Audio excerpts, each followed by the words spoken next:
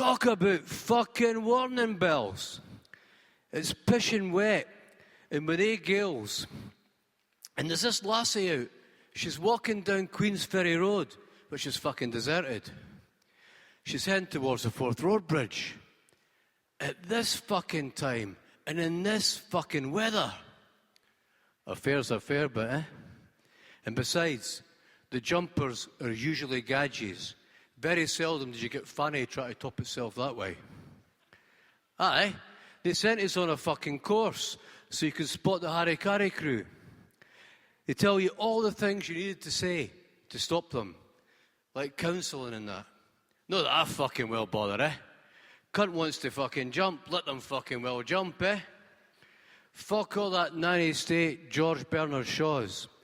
Some cunts made up their mind about it. They must have good fucking reasons. It's not for the likes of a total stranger to come along and say anything different. Wouldn't it be me anyway? Jump off a fucking cliff. Some bird phones you up the next day, deciding she's going to give you her hole after all. Nah, fuck that. Too much to live for, but eh? Mind you, I can understand how a lot of guys who aren't getting the fucking ride want to jump. Fuck that for a game of sodgers. But with a bird that's different, nobody in their right mind wants to see good fanny going to waste. A bird's minge is meant to be hot for rumpy-pumpy, no all calls stretched out in a slab, though there's some fucking cunts that would go for that. I blame that fucking internet, eh? Letting wee bairns watch extreme porn when they've not even had a fucking wank.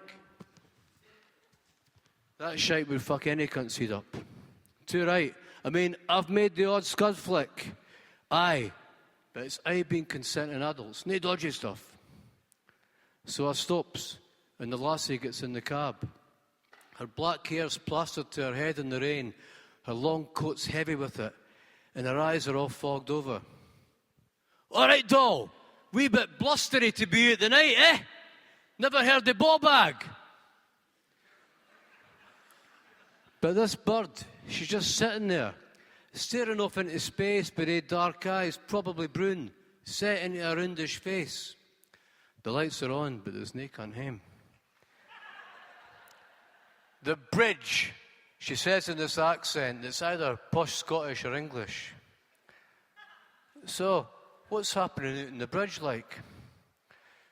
She suddenly looks at us, all offended, like it's none of my business. Did he look at us like that? I'm going, with that fucking moosey face on. See if you jump off that fucking bridge. It's my case, the police got on. I've got to ask these fucking questions. She's looking at us in that kind of wide-eyed horror like they birds have got in movies like Scream. But kind of no like Scream, because her mouth's gone all fucking tight like I've rumbled her. But that's up to you, I shrugs. It's your business. Just tell us if you are, so I can give the busies a fucking story, like you were going to your sister's in Inverkeithing, and then you said you were sick, and you go to the car to puke, and the next thing you just fucking couch yourself out of the fucking railings. That sort of shite. I've got a cup of my earth, but eh? She puts her head in her hands and mumbles something that I didn't catch, then jerks up and goes, I can get out here. No, wait a minute. I'll take you to the fucking bridge. It's no problem. The way I see it, if you're determined to do it, you will. And it's kicking up big time outside. You might as well go there in comfort. And she doesn't even flinch at that. Tell you one thing, but I puts her in the picture. You're not going into this fucking cab without paying your fare first. I wasn't. I've got money. She reaches into her purse.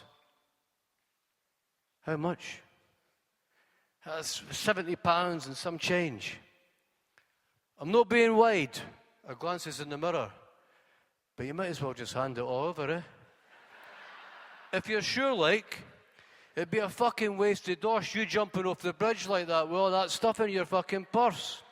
Not being wide, likes. The bird looks suddenly really angry, staring at us for the first time. Then she sort of shrugs and settles in the back seat. if I was ever in any doubt that this was the right time to leave this fucking place, you would have convinced me. And she reaches forward again and hands out the contents of her purse.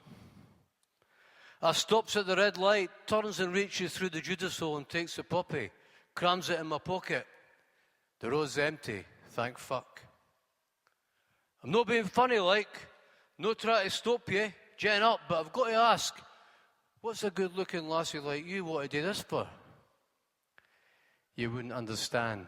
She shakes her head. Nobody does.